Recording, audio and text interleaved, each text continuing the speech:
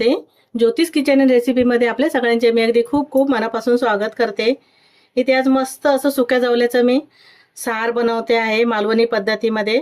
आणि त्यासाठी बघा साहित्य काय काय घेतलंय. इथे मी 1 वाटी असं ओलं खोबरं घेतलंय किसून, 4-5 लसूणच्या पाकळ्या घेतल्यात, हे अर्धा कांदा घेतलाय, छोटा असेल तर 1 घ्या, मोठा असेल तर अर्धा कांदा घ्यायचा, जास्त कांदा नाही घालत.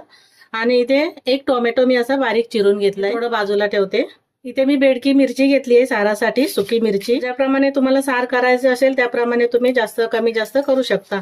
तर मला कसं 3 ते 4 माणसांसाठी पाहिजे, त्याच्यामुळे मी या मिरच्या कमी घेतल्यात आणि खोबरं पण कमी घेतलंय. जास्त माणसांसाठी असेल तर थोडं खोबऱ्याचं सगळ्याचं प्रमाण तुम्ही वाढवू शकता. आता या मिरच्या थोड्याशा मी तोडून घेते. या मिरच्या मी तोडून घेतल्या, त्यामध्ये 1 चमचा हे धने घालून घेतले, पाणी घालून घेते आणि थोड्या वेळासाठी भिजत ठेवते. हे थोडा वेळ भिजलं ना की मी सर्व हे वाटण करून घेते, एकदमच मिक्सरला लावून घेणार आहे. धने आणि हे मिरची आणि खोबरं, टोमॅटो, कांदा आणि लसूण हे सर्व मी वाटून घेते थोड्या वेळाने भिजलं की.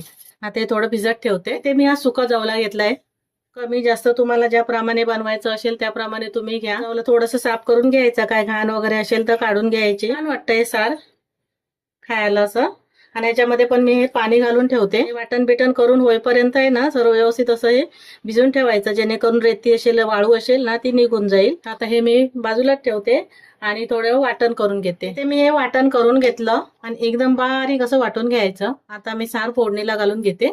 इथे सार फोडणीला घालायसाठी मी 1 भांडा ठेवलाय आणि त्यामध्ये तेल घालून घेते. ह्या साऱ्याला काय तेल कमी लागतं, असं जास्त नाही घातलं तरी चालेल. इथे आता तेल गरम झालंय, त्यामध्ये मी 1 बारीक कांदा चिरून घेतलाय, तो घालून घेतला आणि थोडंसं कढीपत्ता.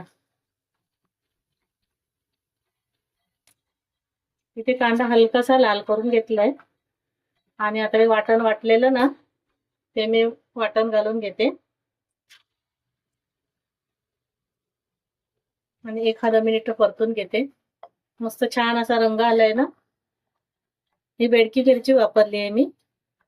थोडंसं पाणी घालून घेते मिक्सरच्या भांड्यामध्ये घालून. हे मिक्सरचं भांडं मी धुवून घालते पाणी, आणि जेवढं घट्ट पातळ पाहिजे ना त्याप्रमाणे पाणी घालून घ्यायचं. कितपत तुम्हाला बनवायचं असेल तसं. हे भाकरी बरोबर किंवा भाताबरोबर दोन्ही सोबत खाऊ शकतो. असं मी जास्त पातळ नाही करते, थोडंसं घट्टसरच ठेवलंय. जर तुम्हाला जवल्याचं सार नसेल ना करायचं, त्याच प्रकारे तुम्ही टोमॅटोचं पण सार करू शकता. टोमॅटो थोडे जास्त घालायचे, थोडेसे वाटून घालायचे आणि थोडंसं कापून घालायचं. मस्त छान होतं असं सार. इथे मी मीठ घालून घेते, चवीप्रमाणे मीठ घालून घ्यायचं, जसं सार असेल त्याप्रमाणे.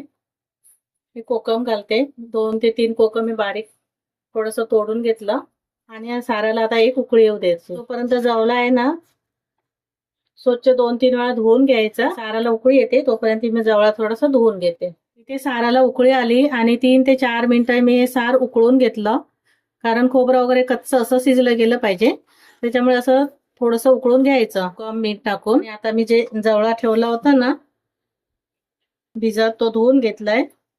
पाणी काढून घ्यायचं, पिळून घट्ट असं पिळून घेतलं मी आणि हा जवळा घालून घेते. पावसाळ्यामध्ये मच्छी वगैरे नाही मिळाली ना, अशी सुकी मच्छी आपण तर भरून ठेवतो, असं बनवायचं कधी कधी. रोज रोज डाळ भात खाऊन पण आपल्याला कंटाळा येतो ना. इथे मी जवळा घालून घेतला आणि परत 4 ते 5 मिनिटं असं शिजून घेते. गॅस मध्यम ठेवते आणि घट्टसरच ठेवलंय मी, जेणेकरून आपल्याला भाकरी सोबत, चपाती सोबत किंवा भातासोबत खाऊ शकतो असं.